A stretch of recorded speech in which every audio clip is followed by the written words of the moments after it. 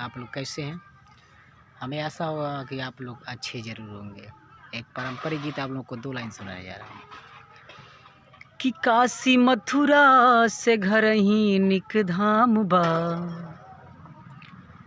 कि काशी मथुरा से घर ही निक धाम बा, सगरो सुख दाम बाना।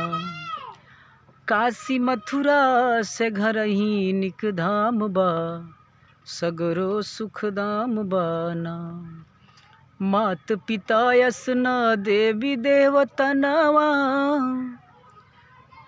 सबसे महान माता पिता के चरणवा। मात पिता यस न देवी देवतनवा, सबसे महान माता पिता के चरणवा। देखा घर ही में छिपल चान बा, हो देखा घर ही में छिपल चान बा, सगरो सुख धाम बाना।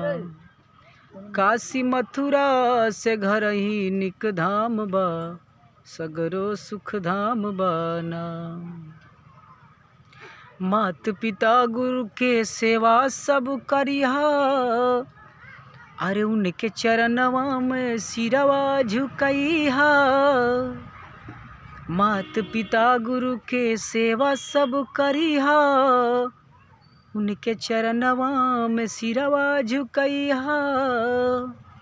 नीचे धरती ऊपर आसमान बा, सगरो सुख धाम बाना। काशी मथुरा से घर ही निक धाम बा, सगरो सुख धाम बाना। काशी मथुरा से घर ही निक धाम बा, सगरो सुख धाम बाना।